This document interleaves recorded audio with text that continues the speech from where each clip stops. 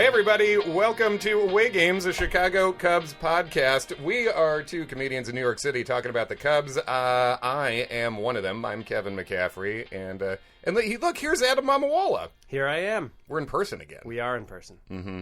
The Cubs have stressed us out so much lately that we've decided we couldn't handle the distance exactly. that comes along with the We're Skype. actually just sitting here holding each other as we weep into the microphone. This really should be an extra for the for the Insta stories. We are two comedians quietly sobbing and holding each other in New York City. Fans of the Cubs. Oh man, you can find us at Away Games Pod, where we have some hot takes. That's on Twitter and Instagram. And let's just start with the elephant in the room. Yeah. We got to trade Kimbrel, right? Yeah, Kimbrel's got to go. He's got to go. He's slightly worse than Daniel Descalzo as a pitcher, according to the game we just saw. Probably a better hitter. I haven't seen him hit, but I have to assume. I mean, no bullshit. Brad Brock is a better hitter. It's a nice piece of hitting. Unfortunately, then he gave up a hit to the other pitcher. Yes, they traded it back and forth. But Brock had a line drive fly out in his other at bat this year, so I think Brock has a little swing on him. The pitching not so good. He didn't look great. Yeah. He had been better over the past 8 appearances or so before the complete shit show in Pittsburgh on Monday. But it's been a bit of a bummer of a run, I guess. And by an extended period of time now. For a full month at least. So the Cubs ended with a losing record in a month for the first time since 2017. Which also speaks to how good they've been. Yeah, exactly. They have been, they've been very good for a while. But the thing is, they should be good because they have good players. And they don't seem to be playing the best players all the time. We're still in a Descalzo, Addison Russell, for some reason, never starting David Bodie hole. Don't get it. Bodie hole also, that was dirtier than I did not. Katy Perry's Bodie hole? Can Katy Perry's Bodie hole please tell us? Tell us about Will Smith and Whit Merrifield at Katy Perry's Bodie hole. Yeah, please get on Reddit and this is so specific, but I feel like anybody who would be listening knows exactly what we're talking about. I think I've seen our numbers. I feel like if you're listening to this, there's a decent chance that you know about Katy Perry's Bodie hole, who was one of the big rumor breakers on Twitter for broke the Quintana trade, I think. Yeah. So where do you want to start? I guess we got a few. Well, here's I think generally, and we, as always, we've kind of already talked about some of this in our group chat with Ken Schultz at Ken Schultz _. Yeah. And this was something that I posed, and I'm interested in your take. Like, are the Cubs just not that good, or are they underachieving and also playing in a division where there's no bad team? It's the boring cold take of I think we think both of these things, right? I think it feels like the Cubs are not as good as you hoped when the season began. I think that's fair. Well, I don't think they're as bad as they've looked when they've been bad, and they're not as good as they looked when they went on that crazy run in late April for May. a month and a half, right after the bad start. Yeah. And by the way, I'm all for the Cubs pulling off some Cardinals bullshit and winning 84 games and winning the World Series. Yeah, I don't give a shit. Right. Win the World Series. Yes, exactly. That's fine. And I think they are in a position where that's still the way the roster is constructed right now. They could absolutely still be a playoff threat, because in the playoffs, what it comes down to, a couple of starters getting hot, a dominant bullpen. Yeah. You don't want to see the Cubs in a short series. No matter how bad they look right now. I don't mind if it's a 2003 win 88 games and then they should have gotten the World Series, but you know what I'm saying. Just get in. Yeah, and I think it's troublesome because all the teams in the Central, all the better teams in the Central have gotten cold lately, and the worst teams have gotten hot. Now, we knew this at the beginning of the year, that this is going to be the deepest division top to bottom, and it seems like that's playing through that way, but the Cubs really had a chance to put some distance between them and everyone else and just haven't gotten it going. It's just been a lot of it's a lot of losing road series, 1 and 2, and a lot of splitting home series that you shouldn't be splitting. Yeah, a 5-5 homestand is not what you're looking for, especially when it's the Mets are involved and stuff like that. Yeah. You got to. They just aren't winning the games they're supposed to, and yet the top of the lineup has been really good. Obviously the runners in scoring position thing is it's at the point where I don't even know what there is to say about it. Yeah, I mean, everyone's bad at this. It doesn't make sense. No. I mean, I saw a stat posted that, Chris Bryant is hitting around 400 with someone on first and hitting around 060 with someone on second. So that's so strange. Nuts, I refuse to believe that is because he's not clutch. I feel like it's like a statistical anomaly. Yeah, and I mean, Brian did say that he thinks team-wide that they have been speeding things up on themselves and feeling a little too urgent, when runners are in scoring position. But here's the thing. If that's the case, they've been feeling too urgent, speeding things up on themselves for at least a year and a half. Right. Because this was an all-last-year problem, too. And Chili Davis is gone now, so they're, I don't really accept that even as an answer anymore, because if that's the case, then that's just the player you are. Right. It's a year and a half. That's not a sample size thing. This is a team that's been terrible with runners in scoring position that whole time. But overall, you look at the top of the lineup, and it's pretty nasty. Kyle Schwarber's been good since he retook the leadoff spot. His OPS is over 800 again, sneakily. And I think it's moving up from Hayward's getting hot again. Javi's continuing to play pretty... I mean, he scuffled, but I think he's been kind of turning it around again. Yeah. I mean, that home run, because there have been positive moments, and I don't even remember when exactly it was the last time that we recorded, if this has already happened, but like the go-ahead homer in the Mets series was huge. Massive. Yeah. I mean, Javi's go-ahead homer there took it from a 1-3 series to a 2-2, so salvageable instead of disastrous. And Javi's homered a couple times in the past few games, too. And really, Javi's slugging has stayed there, but the other stuff, the batting average and the OBP has come down. Right. And apparently he's dealing with a little bit of a heel issue, which is why he might not compete in the home run derby. Okay. They're still holding a spot open for him. And I'm just realizing, we did talk about that. Like, I'm holding on to something to be positive about from 9 days ago. So that's not a good, you know what I mean? Like, that was a week ago Sunday. Right. Yeah. The Javi Mets homer. Yeah. Hashtag see you tomorrow. Yeah, hashtag see you tomorrow. Hashtag punch me in the head. And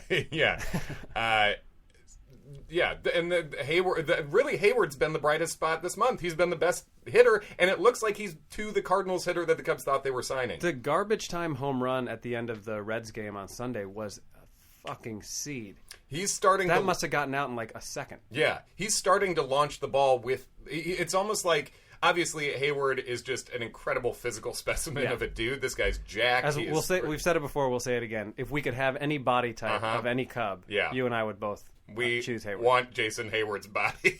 Unfortunately, I hate to say it like that, but it's a great bod. He is. That guy is, and it seems like he has now streamlined that strength. He's found a way to utilize that strength into the swing he has right now. It still looks hitchy and weird as hell, but he has it working in a way that is really exciting. And then it's just like, well, I mean, David Bodie has to start playing more at some point, considering he's better than Addison Russell, and at some point you would think that would matter. And Russell didn't even have the worst week offensively. He made some big defensive mistakes, which it's like that's literally all. Yeah, exactly. Yeah. That's all you do. Addison, you hold on. Hold on. God, I was so. You blew it! Thank you. There we go. We got the soundboard since we're here in person. Yeah. So once you get Bodie playing every day, you're closer to starting the best lineup you have.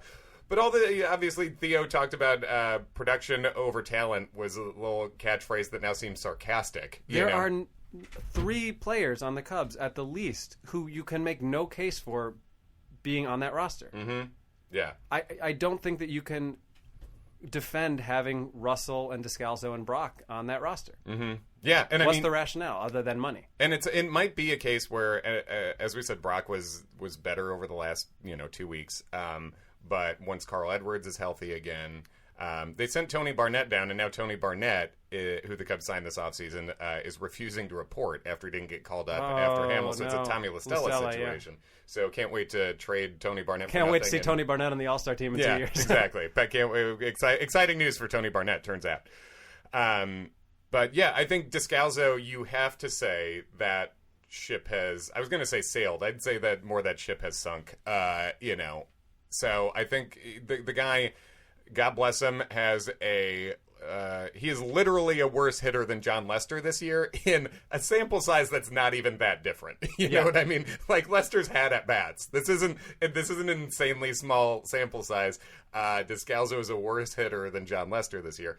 And Brett Brock. Yeah, and obviously, you and I were both on board for the Cargo signing, but it didn't work out. I mean, I feel like his highlight reel would be about as long as Jeremy Lin's in the finals. Yeah.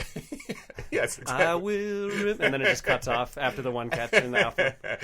Yeah, the catch was great. Hit a homer once. It was beautiful. But yeah, the cargo thing, I thought we were all on board with that, and I think that was fine. And then they did, and he's gone now.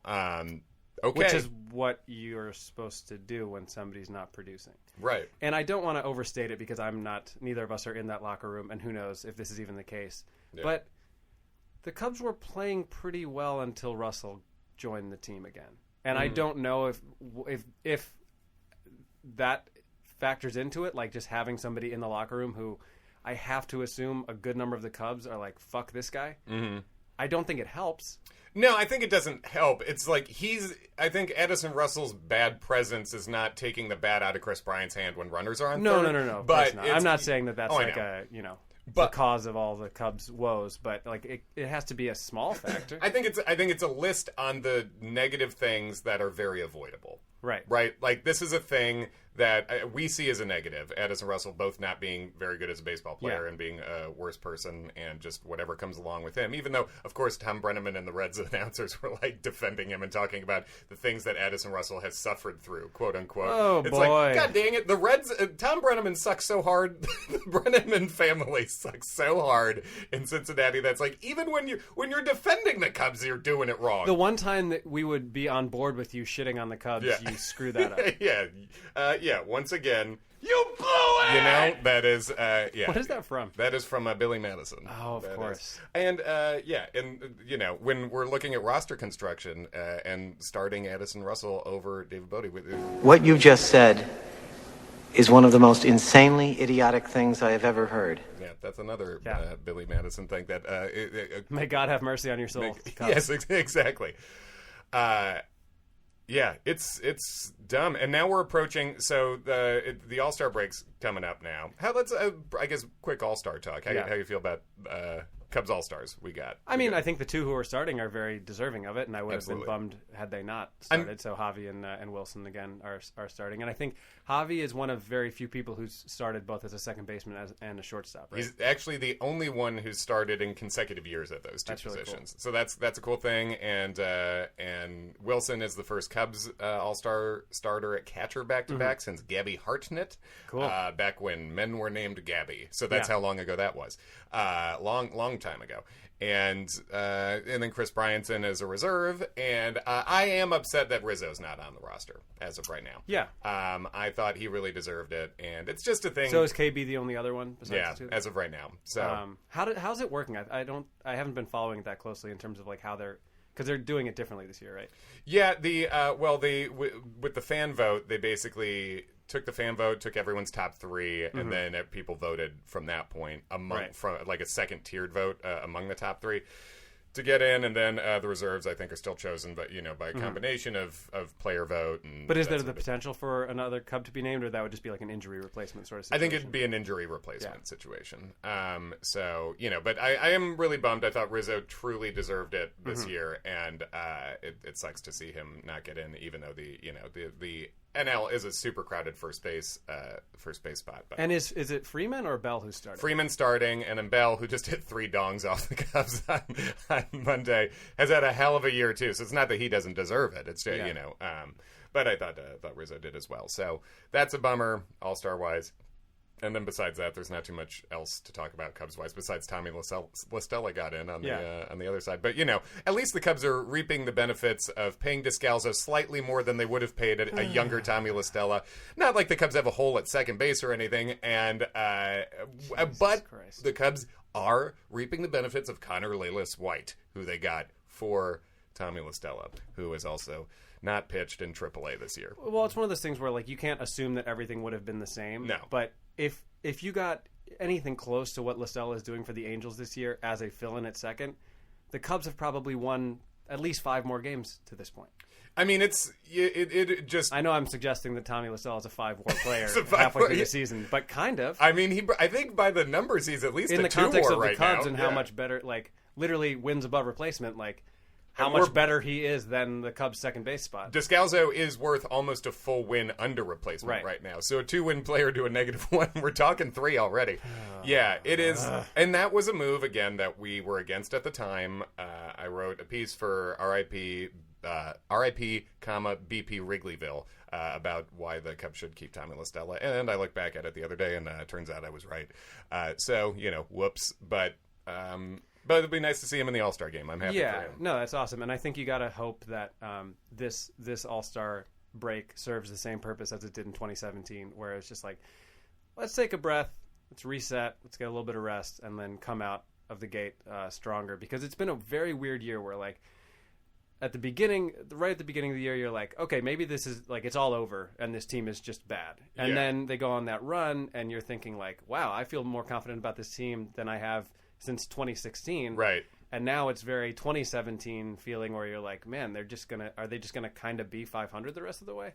Right. It just feels like, it's just been sort of like a motor you can't start for a full month. So, and it sucks because it being like, oh, the Cubs just need a break. All the teams play a similar amount of games. Now, the Cubs at the end of last year was an insane run where they just never got a day off, et cetera. Right. And I think that did contribute to the one win they would have needed. But yeah, it is frustrating to be like, okay, now we just need to get to the All-Star. It's like, you know what? We got to create our own breaks, especially with how often the Cubs are not running their best lineup out there. Guys are getting breaks, Not to mention, like, running into outs on the bases and just things that, like, need to be cleaned up and can't be happening. Oh, and Almora had an error yesterday, and when Almora and Addison Russell are making errors, then there is no place for either of those Almora had an guys. error. He also overslid third when the Cubs were down by a lot. Yes. Which cannot... I mean, yes, he beat the throw and then slid off the bag, but you can't be... And even the fact that it was that close, like, you can't be risking that when you're down 7-2 or whatever it was at the time. No, it was a very silly move, and again, a thing that Almora just absolutely cannot be doing. Can't be doing in general, can't be doing that, in that position. Mm-hmm. So looking ahead, and there's more to talk about. It's International Prospect Signing Day. Oh, there you go. Yeah. We still need to talk about the Strop Puig situation. Oh, sure. But looking ahead, so there's 3 more at Pittsburgh, and then 2 in Chicago, but at the White Sox, and then the All-Star break. But then coming out of the gate in the second half, you've got a 9-game homestand: Pittsburgh, Cincinnati, and San Diego, and all those teams are fine. Like, Pittsburgh and Cincinnati are, like, okay, and San Diego's been surprisingly good, but we can't have another 4-5 or 5-4 homestand there. No, that is a thing where those teams are fine, like you say, but also especially looking at what the schedule is going to be later in the season. That's you got to go on a 7-2. You got to really you got to do something there. Yeah. And what's the word on Hamels? How long are they expecting him to be out? It's an oblique injury, so basically that is a month for sure. So results are coming. I'm glad he at least had the presence of mind to say, like, I'm going out of this game. Yeah. He walked off before, didn't even wait for the trainers. He just walked off. Yeah. And he had an oblique injury before, which is what led to him having, he came back a little too quickly and then had those bad numbers in Texas. And he thinks it basically messed with his mechanics. So he's making sure that he doesn't do that this time, which is great. But when you're talking oblique, you're talking a month. And when you're talking a month, you're probably talking a month and a half. It is. So, and he has been probably the best overall pitcher for the Cubs this year. I think basically it sucks for him and Hendricks that their injuries took them out of the All-Star game. Would have been especially nice for Hendricks, who has somehow led the majors in ERA once and has never made an All-Star team. Still, and he's supposed to be back this week, right? Yeah. Is he pitching tonight? He's pitching this series in Pittsburgh. And obviously Alzolay, whose name we've been pronouncing for 3 years now. Yeah. I guess people only care about how to pronounce your name correctly once you get to the show. That's what I'm garnering from that. But he got absolutely clobbered last night, so hopefully that's an anomaly. But it was not encouraging to see at a time where they're going to need him to make some more starts. Yeah, he got lit up. But that's his other starts have been good. The stuff's good. Hopefully that's just that is just a game you throw in the trash. Let's see if we can play a clip of what Strop was saying about Puig. I actually still haven't heard it, so I'll respond in real time. Why are you talking? You had a chance to just come and do whatever you need to do in the mound. So now you're just screaming. I mean, it's not a secret. He's stupid. It's not secret he's stupid. Hold on. Clip 2. Hold it. Like, I mean, I have nothing against him, but he's stupid. There's no doubt about it. So, I have nothing else to say. That's one of those, like, no offense, but you're an idiot. Yeah. Like, well, offense taken. That was kind of mean.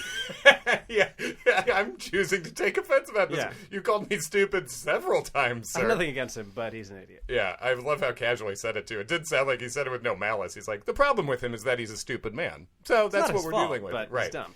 But yeah, basically, Puig was making a big show about not getting pitches in the strike zone, and it was really weird. And then I've never seen somebody do that. No, and Puig's fun, you know. Yeah, I like Puig. Yeah, but it was.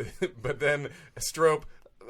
I'll say sure. Let's say that was intentional. It was intentional. Yeah, like drills him in the It's like leg. he hit him high. No, he hit him just above the knee, but with a 94-mile-an-hour rock that hurts. Yeah. And then.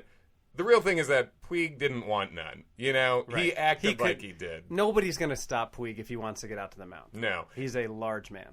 And Contreras was in the middle quickly, and then Anthony Rizzo just shoved Puig into a different time zone, which was great, which is really fun to see. And Rizzo and Contreras, I think whenever the bench is clear, this has happened several times this year, those are the two faces you see first getting in the middle, are Rizzo and Contreras all the time, which I think is great, you know. And obviously Rizzo, possibly you could say the moment this era of Cubdom begun was Rizzo going at the Reds in Cincinnati when Chapman Nobody fucks with Nate Shearholtz. No, you don't.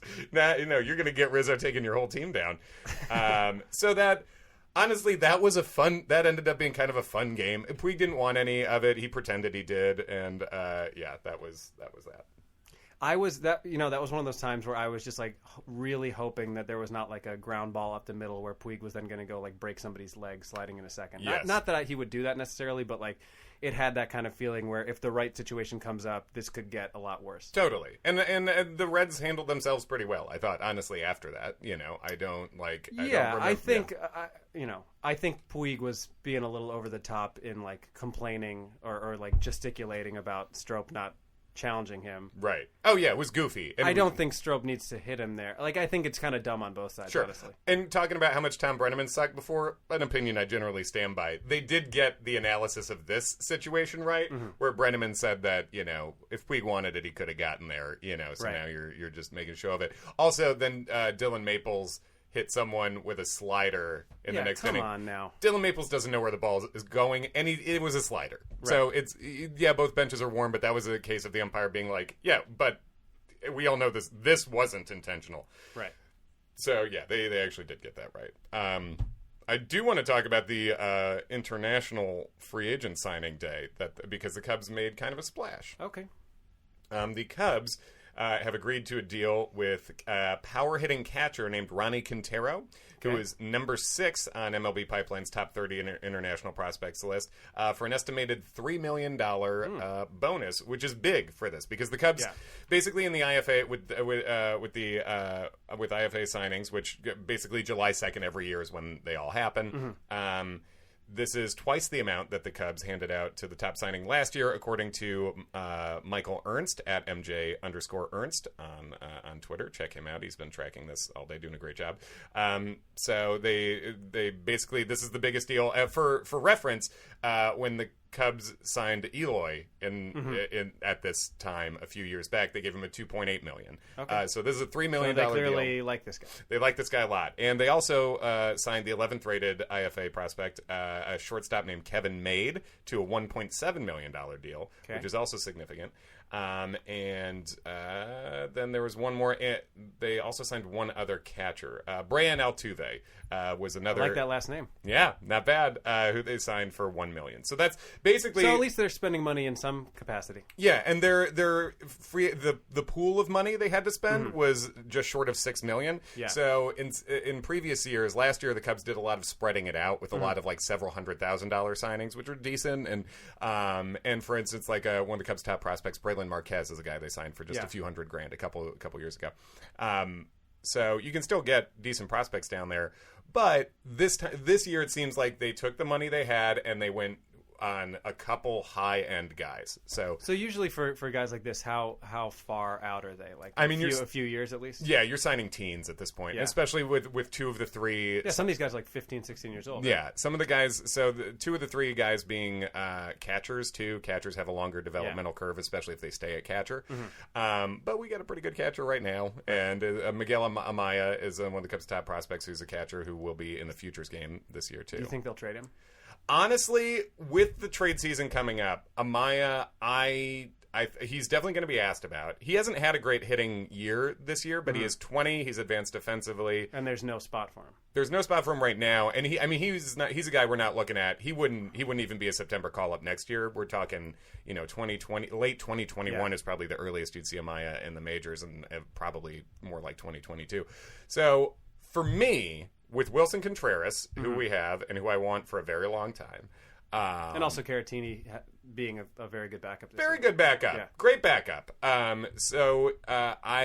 If the Cubs are going to deal any of their top-end prospects, they have two consensus top 100 guys in Amaya and Horner, and Don't trade Horner. I don't want to trade Horner. I would rather see Amaya. Especially considering the hole that we have right now at second. Yeah, exactly. And because I think there's an outside shot that Horner could be the Cubs starting second baseman to start like the 2021 season. Oh, I think absolutely. Maybe even before that. I think if he stays healthy, which, he basically got hit, and I think he had a hairline fracture, so he's coming back from that now. But he was tearing it up before that. He's starting to come back now. And if he hadn't gotten injured, I think you could have theoretically been talking about a September call-up situation. So, which is crazy considering how fast that developed. Yeah. So I think Horner's a guy who is definitely going to be in play at some point next year if the health and production remain. But Amaya could be one of the names you see if the Cubs do make a bigger deal, something like Whit Merrifield that we've talked about, which would also be really fun to have. But if you're dealing for Whit Merrifield, it's not just going to be Amaya. It's going to be Amaya and some other pieces. Would you trade how willing are you to see current Cubs on the roster go? Like if they offered like Amaya and Almora for Merrifield, do you do it? Yeah, I do. Yeah, I think because I think I don't think that would be enough to get it done. I think the Cubs would have to include at least some pitcher, some pitching prospect. Ian Happ's name, I'm sure, will be tossed around, and Happ's a guy I really. And you're selling low on Happ. You're selling low on almost all these guys. Is the thing. But Merrifield, you got a 31-year-old guy who, who's been great.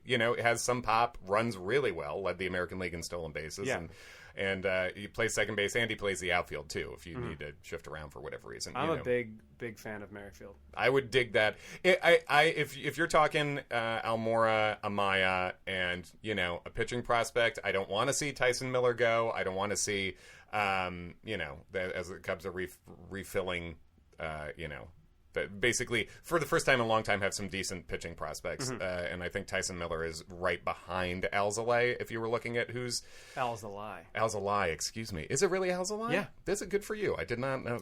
I was annoyed because I was listening to a game on the radio, whatever his start was prior to the Pirates start, and who's the Cubs guy who Zach Zaidman? Yeah, he kept saying Alzolay, and I was getting annoyed. Like, why does he keep mispronouncing the name? And then at one point he mentioned, like, if you've noticed that we've been saying Alzolay tonight, it's not because we're getting it wrong. It's because we checked with him, and it's Adbert Alzolay. So they pronounce the T. I think it's not a Colbert Report situation, right? I think it's not Adbert. I think it's like Adbert Alzolay. Yeah, that's tough. I'll get there. But Alzolay. Alzolay is the main thing to remember. Yeah. Okay, good. Just Look, we freaking learned something. Yeah. That's good.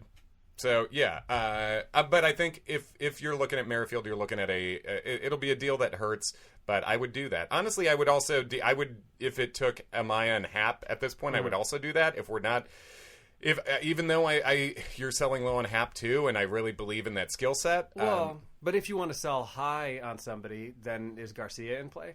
Considering what he's doing in the minors, would anyone buy into maybe there's something with this guy? Right, and we're talking about this Robel. power. Yeah, Robel Garcia, who is just hitting bombs every day, basically.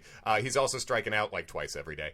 But he's a 26-year-old middle infielder who, and doesn't have a track record of power like this. So I would be interested to see if I don't think he carries as much trade value as a Happ or I would I'm very curious to see how someone like Almora would be valued on the trade scene. But I think, yes, you would absolutely deal Garcia. No, without a second thought. If it took Almora, Garcia, and Amaya for Merrifield, I would do that immediately. Yeah. And even a second-tier pitcher. How the times have changed. I know. Here, ESPN 30 for 30 voice here. What if I told you that last year you and I were discussing if we would trade Russell for Machado's expiring contract? Right. Which we did say we would. Yeah. So, but yeah. And now, let's throw Russell in the deal, too. Fuck it. I don't think anybody wants him. Do they? No, and it's weird because I wouldn't want him as a team either, but that is a guy who's more of a high ceiling. He's got talent was in there at one point, and he's far enough away. He's been through such hardships. He's been through such. It's so hard to be mean to your wife. It's so hard to try to trip your pregnant wife while she's walking around. What? Was there like a Gone with the Wind situation? Gone with a little bit. It was, yeah. Is that really a thing that was reported? Jesus Christ. Yeah, that's one thing. I didn't even know that one. Melissa Reedy said, that he would, while they'd be walking around, he would attempt to trip her and then be like, "Oh no, you caught yourself. I'm just playing around." Oh so God. Anyway, that's the kind of guy who's been through so much, according to Brenneman and Russell defenders. So boy, it's fun. I noticed we got unfollowed on Twitter at AwayGamesPod by a couple of big Russell defenders. It's just like if any other Russell defenders want to unfollow us, by all means. But yeah, go for it. It is and it sucks to talk about Russell as frequently as we've had to, but there's an easy way to fix that. Yeah. Make him go bye-bye. So we'll take Samardzija back. I don't care. Yeah, bring him back. Of course, I'll take Jeff back. Yeah. Bring me the shark. That's easy. One thing I've found about Russell defenders, the most aggressive of them online, is as soon as they defend Russell, you can name a lot of other things about them immediately, about who they follow on Twitter, who they're retweeting, and their opinions. I won't even get into it, but I think you guys know there's a real consistency of perspective among that specific kind of person. So. Yeah, well, the internet is a place where awfulness can thrive, and it's with every team and everything in the world. Like I read an article about Tyler Skaggs yesterday, who, rest in peace, that's absolutely fucking horrible. Yeah. And one of the comments was, I guess this is sad, but I don't understand why they canceled the game tonight. Guess this is sad, but I don't understand why they canceled the game tonight. Yeah, well, I mean... How can you be a human being and not understand why that makes sense? You're unfixable at that point. Yeah. You know, you're irredeemable, and that is something I feel like in the last couple years I have really, unfortunately, swung to believing that many more people are irredeemable than I used to think, you know, and that is, that's one of them.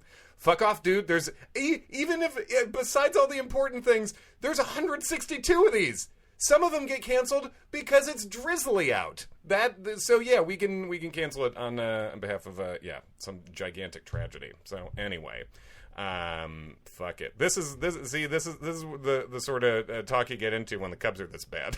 I know. We don't want to be talking about this. No, exactly. What else do we have to hit before we get out of here? Any big things? We hit the international free agent thing. We hit the trade rumors. Merrifield is the main one we're excited about. Obviously, Will Smith is getting like a good left-handed reliever is something that has been bandied about and would be great. But I would say, I mean, you and I haven't talked about this, but it seems to make sense that I think you're going to be in Chicago next week, right? Mm-hmm. But assuming we're doing a Skype episode, I'll be in Zany's. Nice. I'll be at Zany's and let people know. Yeah, Zany's Chicago. If you want to come see me do my my day job, which happens at nighttime as a stand-up comic, I'll be headlining Zany's in Chicago July 8th and July 9th, and then Zany's in St. Charles July 11th through 13th. So yeah. So if any of you don't want to watch the All-Star Game live and you'd rather see Kevin. Ken Schultz, I think, is going to be hanging out with me in the green room at Zany's for one of those days, either Home Run Derby Day or All-Star Day. Nice. So, yeah. What was I going to say? I think, assuming we're doing like a Skype episode next week, it would be a good time for us to listen back to our season preview episode and then decide how are we doing so far and do some of that. So look forward to that next week. I mean, you kind of know how we feel, but it'll be interesting to think about like the specific things that we saw happening and how close we were. I'd be curious to see how right and wrong we were, too. And then we'll probably do fairly soon here. We'll see if we can do a mid-season check-in with our prospect expert and Bleacher Nation's prospect expert, Brian Smith, who we talked about the Cubs system at the beginning of the year. Especially, I mean, it'd be a good thing to talk about leading up to the universal trade deadline at the end of July now, because there used to be the 2 trade deadlines. Now we just got 1. There's no waiver thing. It's just end of July is when all the trades are will be done. So we've got fun stuff coming up. I'm going to put you on the spot. Are we going to London next year? Oh fuck yeah, because the Cubs are. So are we going? Yeah. Ooh. I mean, the Cubs and Cardinals are good. It's going to be like 28-24. It is. Some American football ass. scores. Yeah. Yes, out there. I mean, I dig London. Could be a good birthday trip for you. All right, yeah. I'll say, yeah. He's in for a maybe. I'm in for a maybe. And when I'm with like shit I shouldn't do, I tend to be fairly talk into it-able. You know what I mean? It's I got 11 months to make this happen. All right, sweet. Let's book some jobs and make some money. Yeah, we can do stand up in London. Come on. Yeah, that's true. Cool. Well, thanks for listening, everybody. We are at awaygamespod on Twitter, on Instagram at awaygamespod, and awaygamespodcast@gmail.com. If you want to holler at us with your own trade proposals, let us know. Let us know who you'd be willing to give up for a Merrifield, or if there's anyone out there, if there's a target out there you think would make sense. It's fun to think about. We will do Russell for Scherzer straight up. Yeah, I'm fine with that. I'll say that we've agreed. So Hot now take. just make it happen. Thanks, everybody. See you next time.